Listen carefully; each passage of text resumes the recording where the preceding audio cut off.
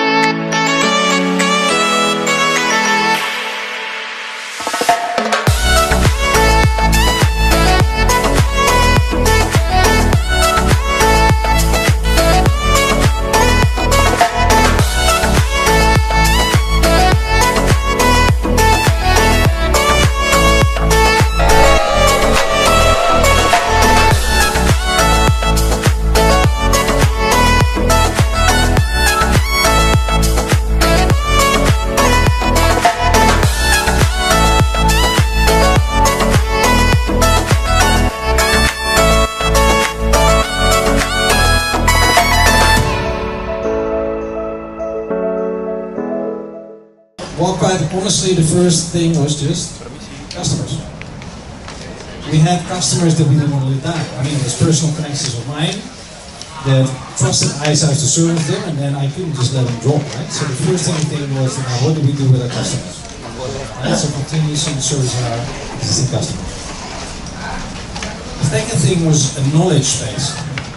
What I mean by knowledge is that we wanted to continue to be the Indonesian Center of Excellence, what actually ICE stands for. And continue to spread the knowledge not only to our employees and customers, but to the whole region as a whole. Because we feel that by building better engineers, we can make everybody better in this region and can make Indonesia more competitive. And finally, we thought, well, if we're going to do this anyway, when we started this in 2012, mobile was very small. Nobody did anything, and then we rode the wave of mobile. Right? Gojek was built, partly by us. After that, everybody understood that mobile is going to be important. So what is the next thing we want to go? Where we want to go to as well? Beyond mobile, because mobile is the thing now. So let's see how we're doing customers-wise. So this was our track record. And again, I keep saying this, and I keep repeating this, but we have a very, very impressive track record. We show this to other people, to our potential customers. They are very impressed because we built the #1 ride-sharing app, the #1 music streaming app, the #1 travel aggregator. We built one of the 5 e-commerce companies. We built the #1 consumer bank, our building it now. The #1 challenger bank, BTBN, the #1 online stock trading service, the #1 taxi company, and the #1 car manufacturing company. So what happened with our customers? Where our existing customers at that time were BCA, BTPM, Bluebird, and Google. Right? And we were very concerned that we couldn't go forward with these guys. So I'm very happy to say that I think we've done quite well. For BCA, we're doing the new Click BCA on iOS and on Android, and even web we've designed and the ATM as well. We're doing investment both on Android and iOS. We're now doing the teller system on the new Android device, so a lot of things. BTPN, 2 projects as well, still ongoing. We didn't complete it yet, and I think this is less our fault than the customer's fault, but they also are very happy with us. Bluebird ongoing, we've completely rewritten the apps from scratch, right? Completely rewritten the iOS, completely rewritten the Android, and built all kinds of functionality with it. And Google, yeah, we have serviced them as well.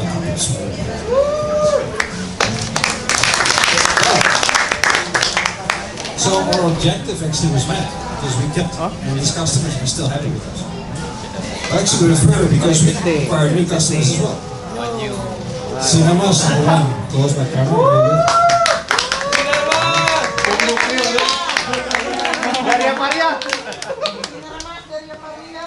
And Credit Plus. But the main thing where I'm very, very happy with is that we're trying to sell more and more customers on retainers now. We don't do one project, right, and then we have to have a headache again. No, we said, okay, you want discount? You just have a monthly spend, so we were all the business. So that was we done with Zero Mas, with the downstream and with the upstream, sorry, and downstream we're now heavily working on it as well. So hopefully we're going to get a retainer with this guys. So that is good. Then spreading the knowledge, number 2. How do we do that? Well, to spread the knowledge, you need a team. And in the beginning, the only thing we had was CEO. Right? Yeah, it was me. But I do too much, of course.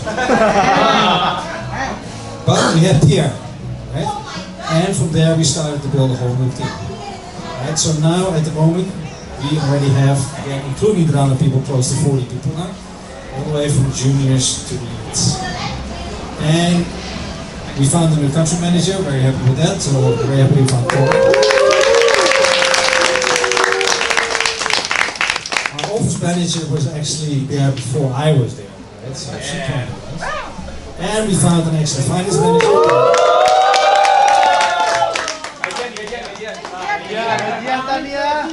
Who's apparently also an event organizer, which is fine. But there's also some part where we didn't do so well, right? And this is mainly in this part. It becomes very much more difficult now to find senior lead engineers. Right? And Colin will explain a bit more about it. We found one more senior Android, so that we're happy about it. But that is where we still lack people. And it's because there's just not enough of them. There's not enough of guys. So we're trying to very much work very hard to get all the junior staffers, staff tours into the higher levels, so we can have more lead engineers. And the last part is an HR manager. Unfortunately, also the one that chose didn't work out. So we are very hard working on getting an HR manager. This is very important.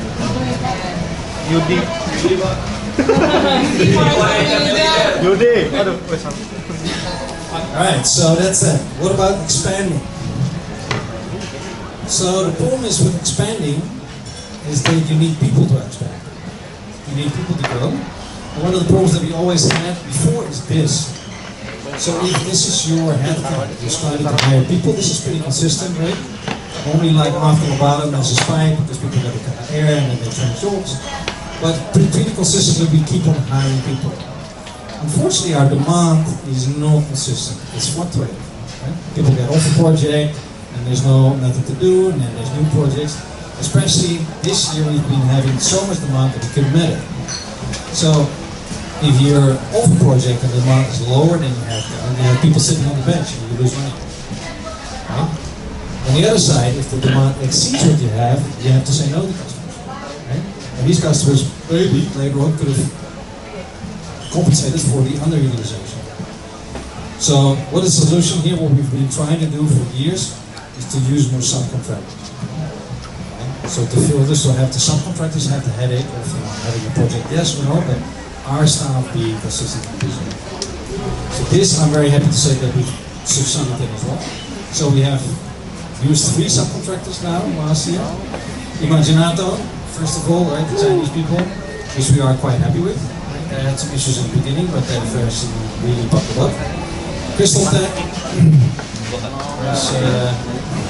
Crystal Tech was a bit more challenging. We had some issues with the code standards.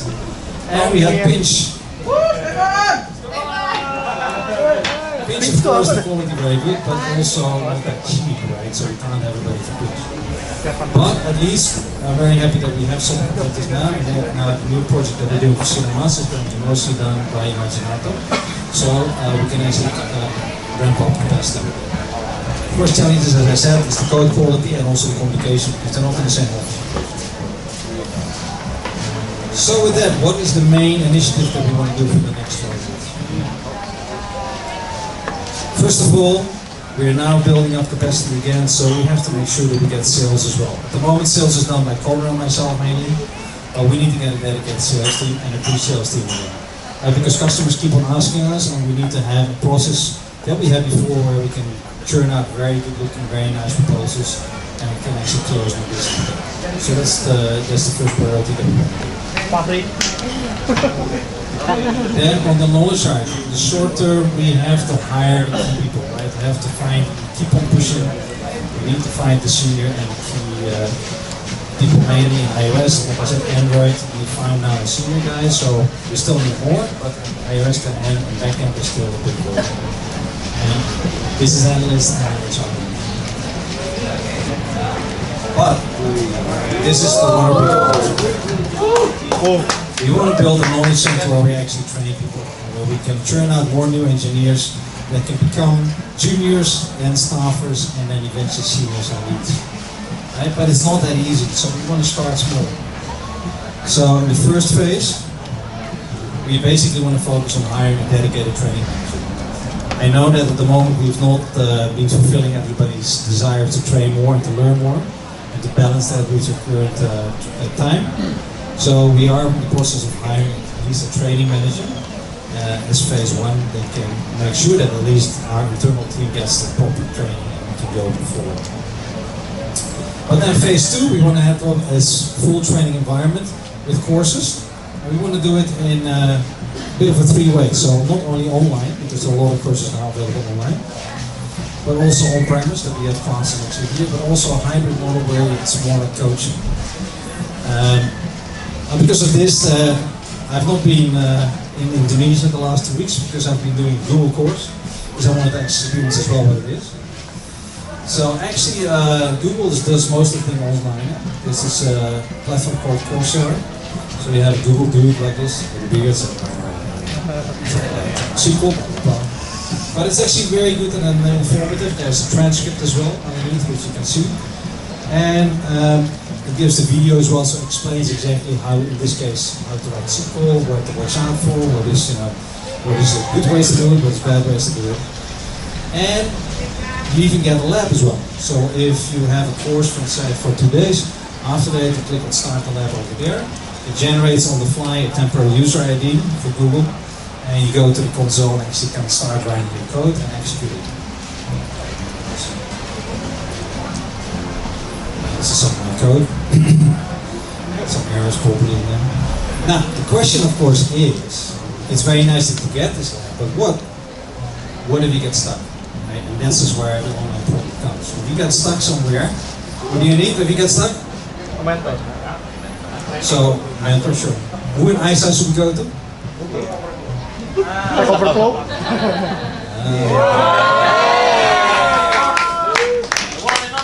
So we need more peers. We need more peers. But the idea is that, so if you have a hybrid model where people are working online, but if you get stuck, you at least have a mentor that can help you further. That's the way to go forward.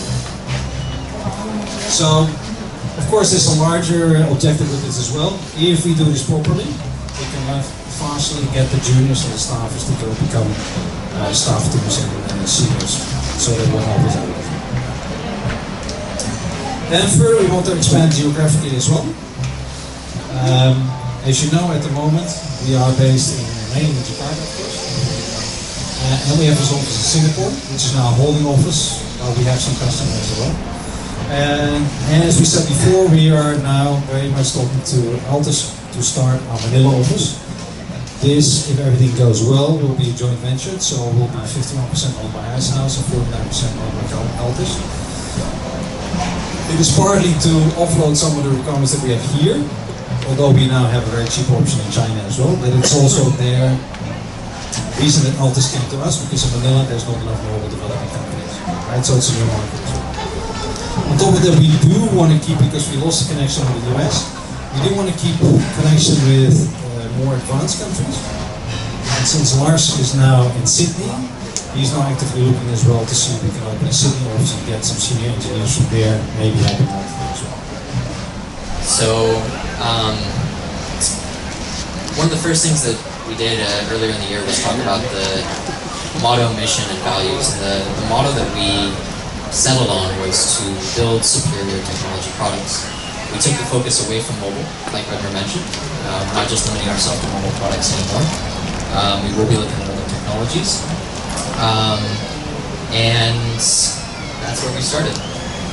So I was actually quite Well, it's easy day to day to get stuck in the frustrations that we have in filling, especially as Red mentioned, senior and lead members of the team. But if you look at the data, if you look at the headcount of ISOS over the past 6 months, we have continued to grow successfully, consistently. We continue to bring new people into the organization despite multiple cliffs, which is phenomenal. It's not 2015. Gojek is launched, it's a multi-billion-dollar company. Travelog is right there. Tech companies are all over the place. We're competing with the best talent. We're with the best companies for the best talent. And the game has changed. So with that, I want to welcome the 14 new hires this year. Michael Ani Raga Sindigayo. Rio, these are great pictures. Rio, and Matao. So I looked at, first of all, it's harder to get into high sauce than it is to get into Harvard, by the way. I don't know if you guys realize just how challenging that is, but we got over 450 applicants in the last 6.5 months, and we accept less than 4%. So you guys truly are the best of the best.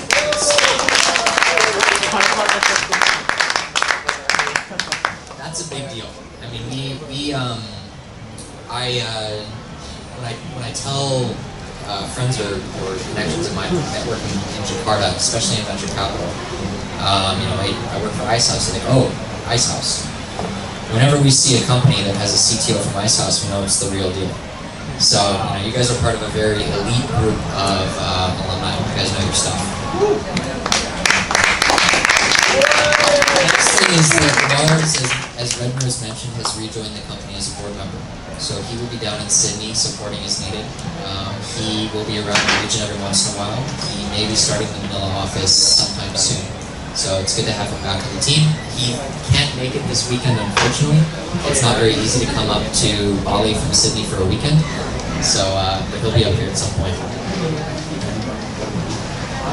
One of the other big initiatives that we've been working on over the past 5 months, which certainly has a much longer term impact for the company, is the skills matrix and EVP. We talk about the IceHouse University and one day becoming a learning center for not just mobile development, but technology in Indonesia in general. And the skills matrix today is, lagi diproses. It's on a Google sheet. It's a bunch of different tabs, but it is the beginning of something that will become the foundation of the learning platform for IceHouse and whatever we build out of that. So for right now, you may not be able to see the utility of it very much, but when we get a training manager, when we have more seniors into the organization who can do trainings at a more consistent pace, it's going to be something that a huge asset for us and something that will continue to grow as the organization does. The other thing that I wanted to mention is, and Redmer spoke about this as well, is how the business model for IceHouse has changed quite a bit in a good way. The retainers are something that we started doing about just over a year ago now, before I joined the organization. Today, almost all of our income comes from retainers. And why this is good for the business is because we don't have to worry about the sales process so much. And we talked to some of the older IceHouse folks, and there were times for multiple months when they wouldn't be staffed on a project. As projects started and ended in the short term. Now we don't have to worry about that so much. We can focus on growing the organization in other ways. Frankly, much more interesting and fun ways than just selling new clients. So we're going to continue to explore the retainer model, but we're going to explore it with new technologies, as Redmer mentioned. So the other partnership that we continue to cultivate and continue to grow is with Google, of course. So we are, for the 3rd year in a row, a Google Certified Developer Agency, only one of 3 in Southeast Asia. We were the first. We were the first, and we continue to be one of their most trusted. Redmer gets a lot of emails from them asking to implement projects that they get in Indonesia. That's a great partnership for us. They are one of the leaders in the field, if not the leader in the field. One of our newer partnerships is the Google Cloud Platform. We are working with them very closely to understand how we can use their technology in Indonesia. And I'm sure that as we continue to stay on the breakthrough end of technology, that relationship will continue to become more and more important for us. The last thing is that as a Google developer agency, we get access to the Google Developer Program, Google Developer Trainings. So I know a few of you have gone over to Singapore or gotten certifications with remote learning through Google, which is awesome. Of course, there's going to be a lot of things, but I think there are three big things that I want to focus on. The first is recruitment, of course. That's going to be a focus for us, not just in the next 6 months, but much longer. And specifically on a changing strategy. So what we do today is we rely too much on our headhunters, and they're just simply not delivering the results that we need. So we're going to be taking a different approach to recruitment, or a changed approach to recruitment, in order to fill the key positions that we need to fill. The second thing, as Redmond mentioned, was focusing on new technologies. We pitch ourselves and we tell ourselves that we are the breakthrough technologies. And mobile was big in the last couple of years, but we're going to need to keep learning and evolving in order to stay in that breakthrough space. So you can expect us to start investing in developing capabilities in what is today's breakthrough technology. The last thing, and Redmer spoke a little bit about this as well, is new business lines. So I wouldn't expect to see this next month or the month after, but towards the end of 2018, we're going to start looking at Icehouse University, or Icehouse Academy, and begin to develop complementary business lines to complement the services business that we have today. So, I think a few of you have heard, we hired a senior Android engineer. This is Billy Riancomo, CTO at Bidelco. Previously, he's got a pretty sweet resume. Debbie got him on the end of last week, and he's going to be joining in September. So we are beginning to fill those key positions. We are, of course, still searching, but progress is being made. As Redmer mentioned, HR is a big one, obviously. Strategic account, sales, and marketing takes up too much of our time at the moment. We need to start focusing on other aspects of the business as we begin to grow. So we're going to start handing that off to somebody who's actually specializes in that. And lastly, a training manager to start developing this capabilities that will later become the Icehouse Academy or Icehouse University. So what can we expect to see in the recruitment, changing in the recruitment process in order to get the key hires that we need? I think you could really sum it up as a more, frankly, just more PR focused. Instead of having a sort of an insular community of extremely talented engineers that, we know we're good, we know the work that we do is good, our clients know we're good, but frankly not very many other people know how good we are. We need to start getting the word out about Icehouse. So that means speaking at events. Myself, Redmer, Pierre, other leaders within the organization, hosting events as well. Getting social media up and going, that's a huge one. That's something we don't do at all right now, and that's probably the easiest way to get the word out about Icehouse and the work that we do. Engaging our over 200 alumni. Icehouse has had a lot of people work with it in its 6-year history, and we don't really engage them formally at all. So speaking to them about what we're doing and keeping them up to date is, again, a great way just to get the word out about Icehouse and what we're doing. And the last one's a much less cool, but just getting the interview process shorter so we can get people in quicker. Simple. So I'll end my presentation. You guys hear from me every Monday, so see on Monday. But with the 6 values, and I'll go through them one by one. So remember that we're a team. We make promises that we can keep. We're dependable, and we follow through to achieve them.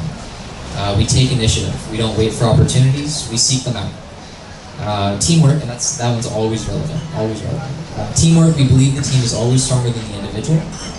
Constructive communication. We actively speak up and contribute ideas. We look for quality in everything that we do. We drive for results, and we prioritize personal development and believe that learning today will build a stronger me tomorrow. So keep those in mind always. I'll repeat them more, but thank you so much, and have a great rest of the day. I saw somewhere in the slide. So we have Google training. So I'm wondering about the Google training access, so how we get it. So it's not that it's just everybody can access it like this. If you are interested and you have time to sign up for something, but it should be a path towards certification in an area. And we can ask for it, and typically we get a free training code. But this platform, the Coursera, that I'm doing as well, you have to commit as well.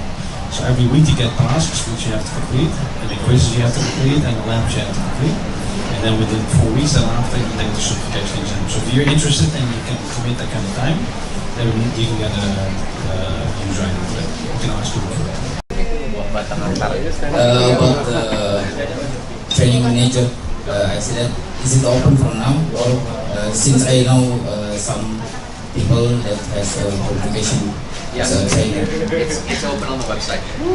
Yeah. Oh, okay. I'll offer him.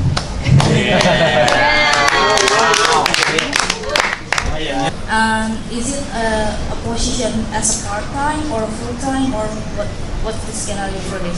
It's like we have now 40 people, it might not be a full-time, but it's definitely full-time because we want to evolve this into an academy or a university. About the academy that you mentioned about I have a connection with the decoding head. Maybe you can, since I know some companies that in the Jakarta they already has the connection with the decoding, so decoding can offer them the developers that already passed their curriculum. Yeah, maybe you can contact. I can help you with to connect with them. And any way possible, we need to get this done. So we do, if the possibilities there, the Department of People will do this as well. We've looked at one party, right, for this, but we need to make sure that the quality is there, of course. Right, so it could be that we either staff with fresh or we partner with other people that give it their own flavor. Most of it that Pierre will have to sign off on this, and Pierre is very critical, of course, in what he feels is capable engineers and is not, which is a good thing, and it's also the reason why we only have 4% that people that pass actually are tests. About big data, actually, is that we are offering a service to client that we are also able to do a big data, or we create new product that process a big data for them. No, I mean, our main partner is not Google, but there's other, of course, Microsoft has products as well, there's Google as well, of course. But we are in the end still a services company, right? So we will use the tools that are given to us. So through Google we get a lot of leads as well, of course, right? So we want to utilize all the services and software platforms that are given to us, but we're not at this moment making any intention, because we would have to find millions and millions of dollars to do this. So one of the companies that try to do this, of course, is our neighbors. Right? Datable. They try to do this, and it's just very difficult because in the end, Indonesian customers, especially for this kind of technology, if it's payment platforms, it's kind of local still because you need to have the connections here. But something like big data, why would an Indonesian company buy it from Indonesia and not from the US or Europe, right? So if you want to compete on the software product level, you need to have a lot of money and a lot of people to do that. So actually this is not questions, but just maybe a little suggestions. Maybe I think it would be better if I start into looking new data analyst guys, because your project is currently like a retainer. And then in the middle phase of retainer, the clients will asking about the data, and with for data engineer we can use backend also to get the queries, but for analyzing the results, I think it's better to access to hiring the data analyst, because in Google previously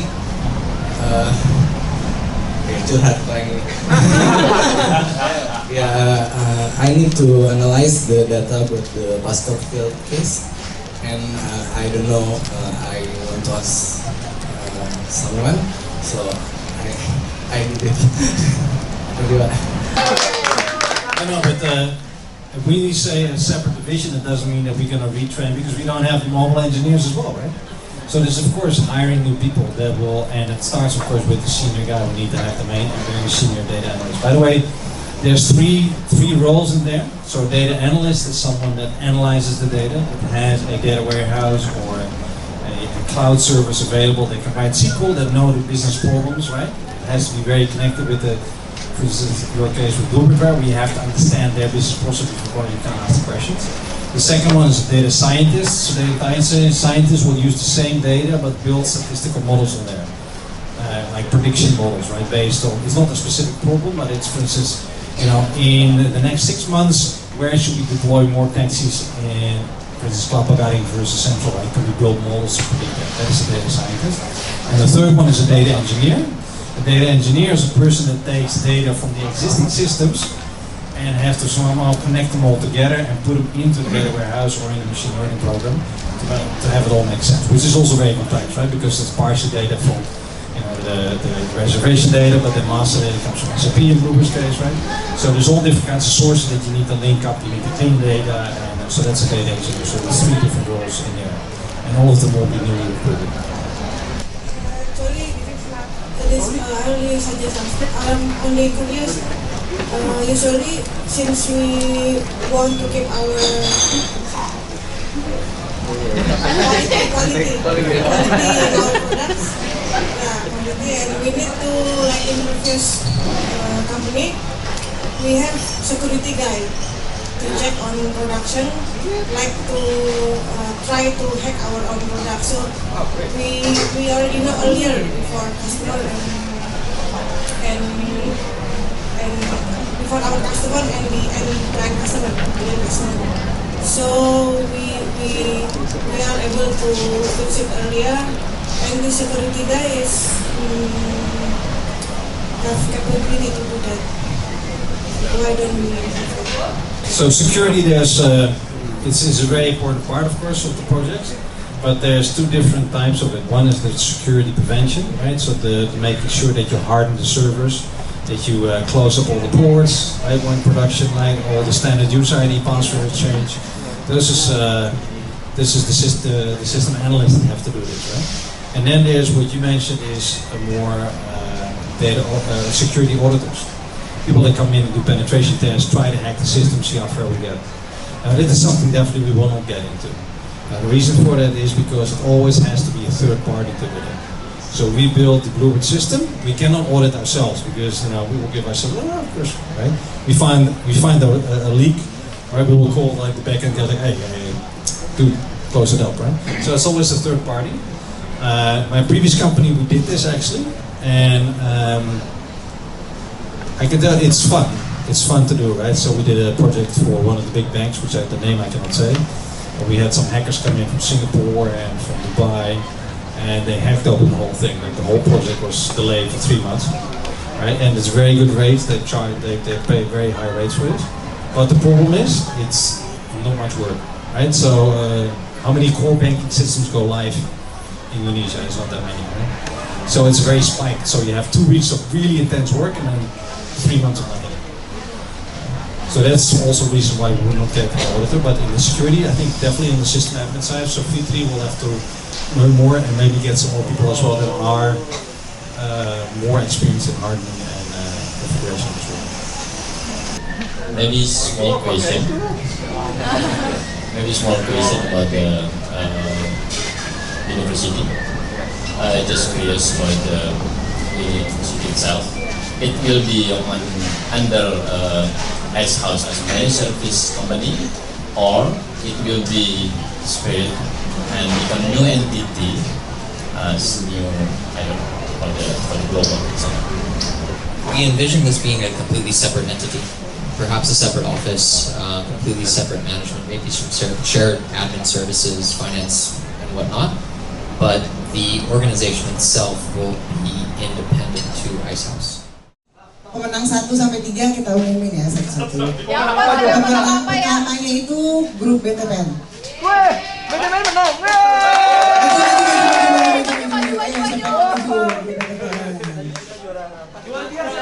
Yang kedua itu grup SES.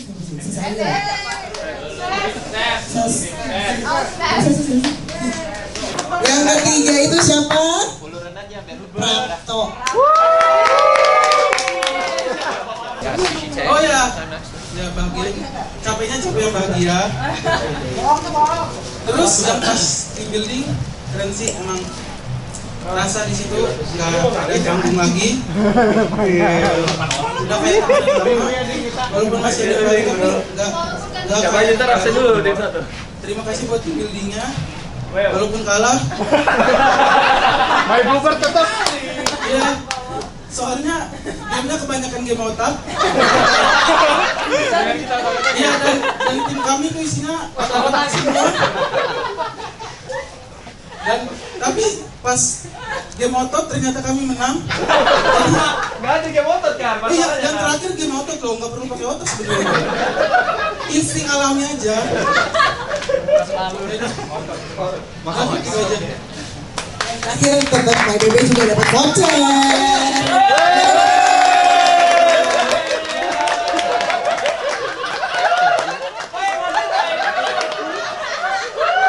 Terima kasih semuanya. The first group is BTPN. The second group is our Cosmos. Wow. Wow. Wow. Banyak, lebih banyak kali. Wow.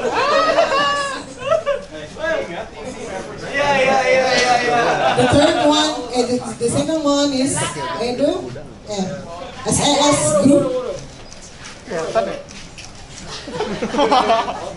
Ada moto sih?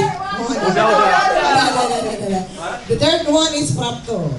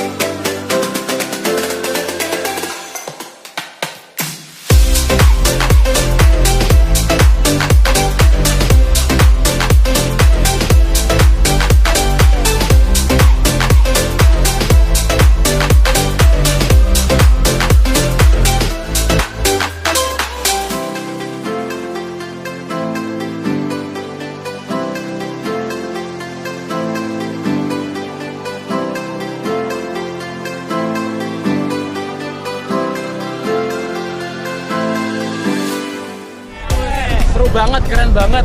Kita sudah basa-basahan di sini.